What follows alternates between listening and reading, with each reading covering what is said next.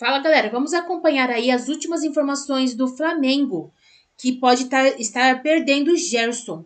Zenit avisa que vai pagar multa e decisão de deixar o Flamengo está nas mãos do jogador. Vamos acompanhar aí as últimas informações do Mengão.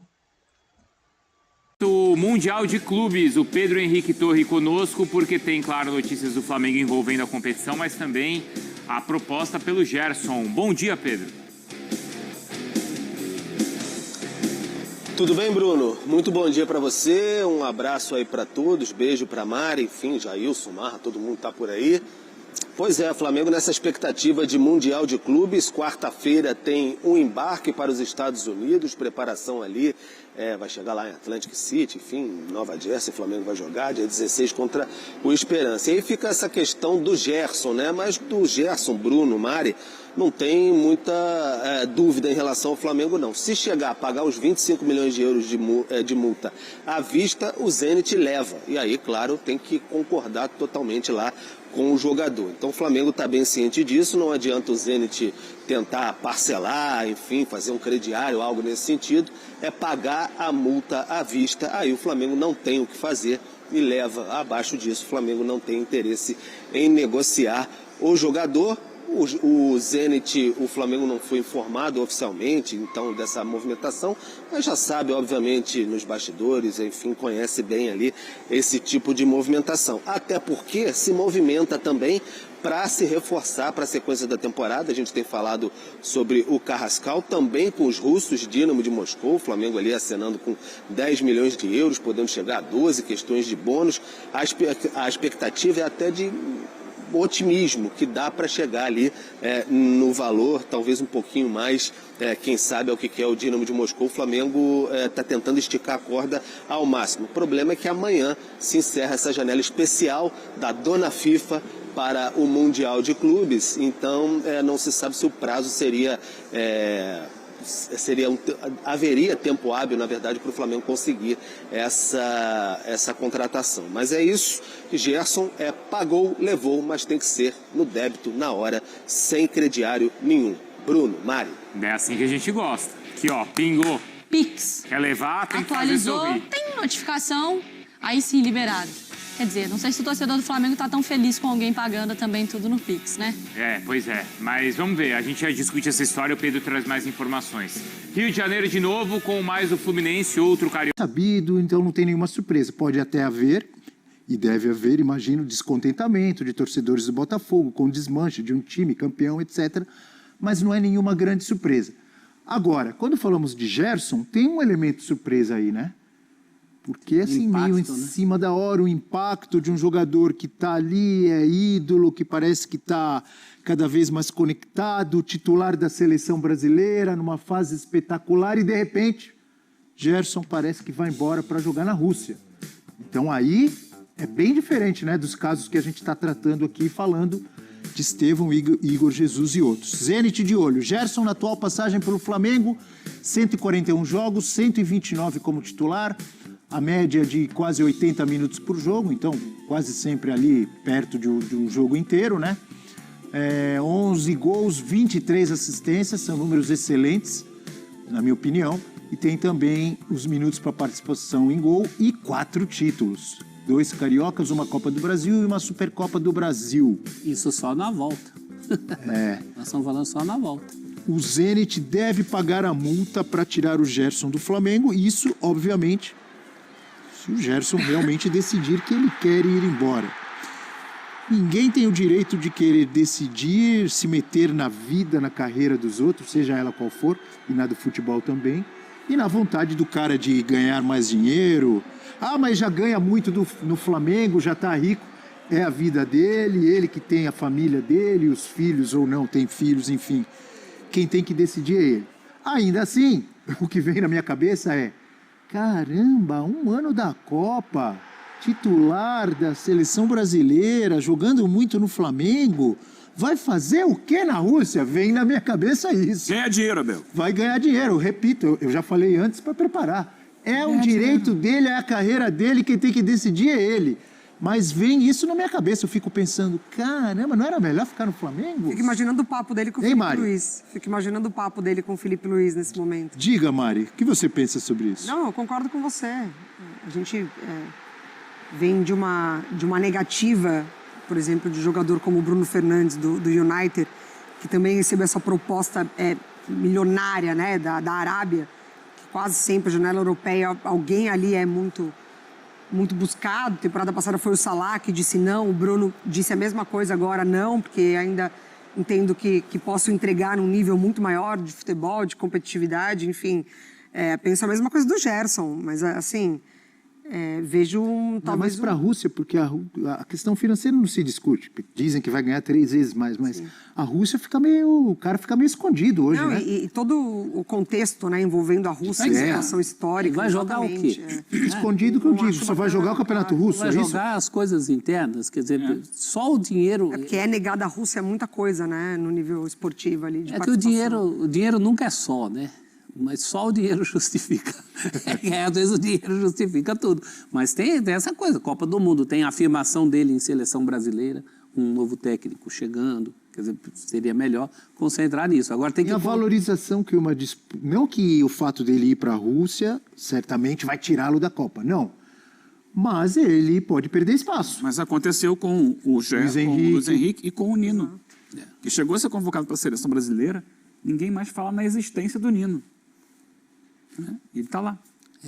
Porque eu queria dizer assim, se ele realmente for para a Copa e fizer uma boa Copa, ele pode ter uma valorização que vai trazer para ele dinheiro também. Né? Eu acho que sim. Agora é o caso de combinar com os russos, porque o Flamengo só libera se a multa for paga à vista. Eles já falaram que pagam a multa.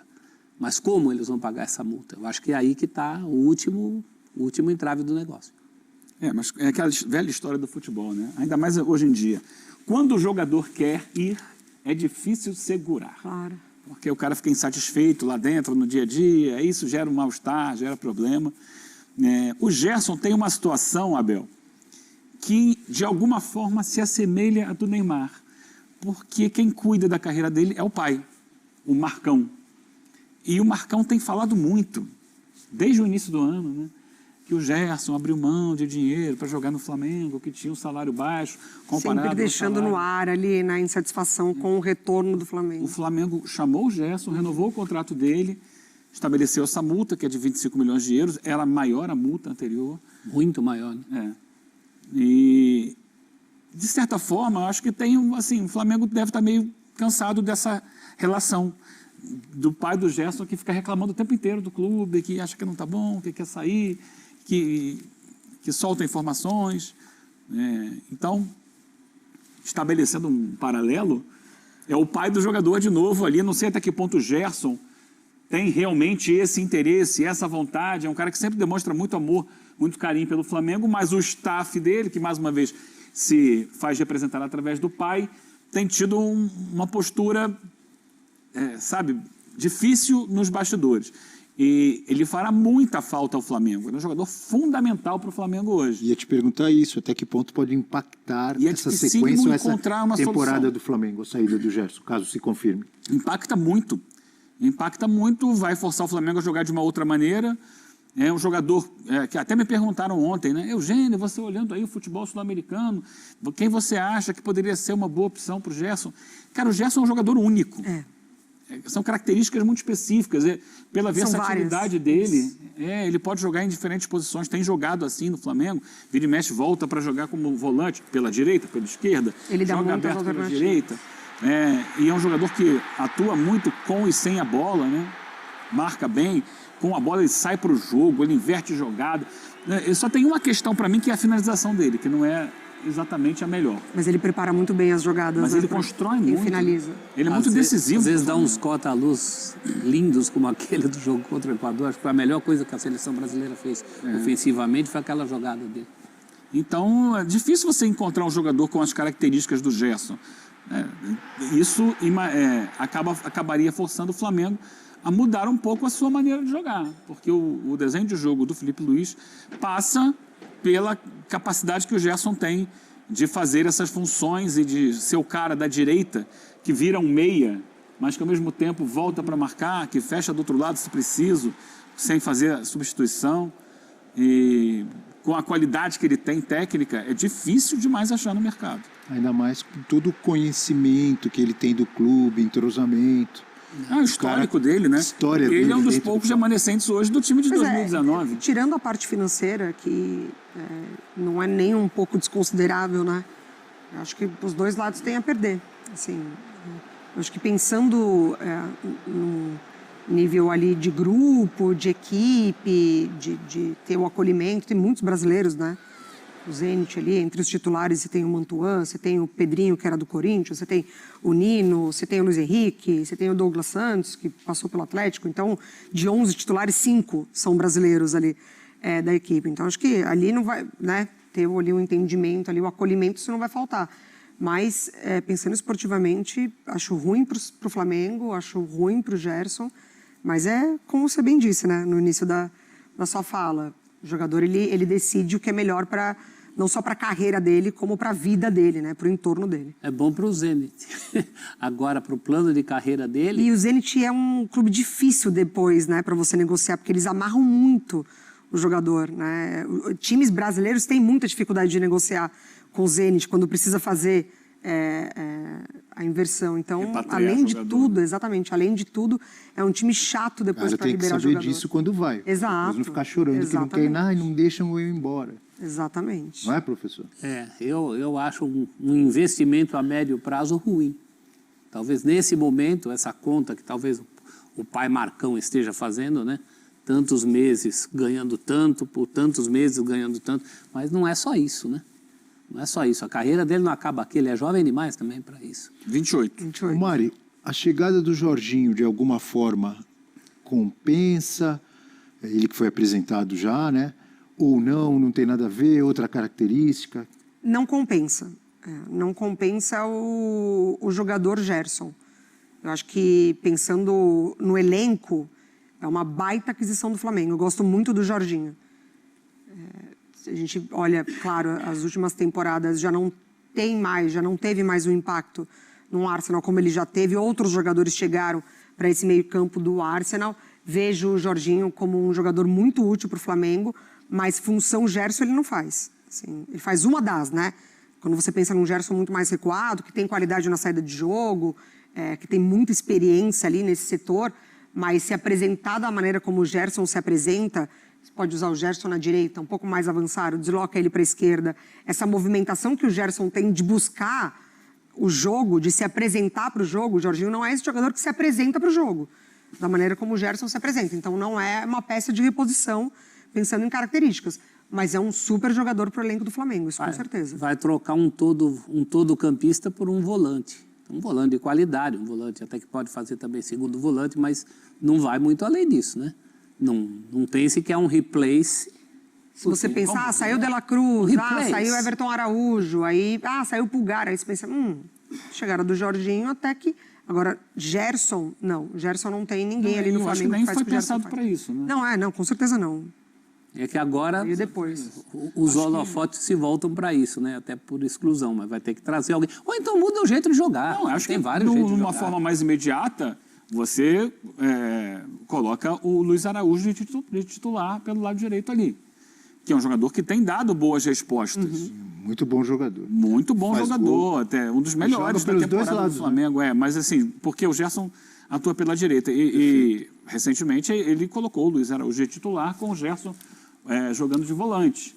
Você pode tentar fazer um redesenho com a chegada do Jorginho, coloca o Jorginho e abre o De La Cruz para jogar pela direita. Pode ser, mas o De La Cruz não tem demonstrado fisicamente força para fazer essa função, mas ele já fez. E aí, que ele já fez no River Plate. Dentro de um contexto de jogo do Filipe Luís que pede muito essa intensidade, né? Não dá mais para você cadenciar tanto o jogo do Flamengo. O jogo do Filipe Luís é de muita intensidade. E com intensidade, aí a melhor resposta dentro do que tem hoje é o Luiz Araújo.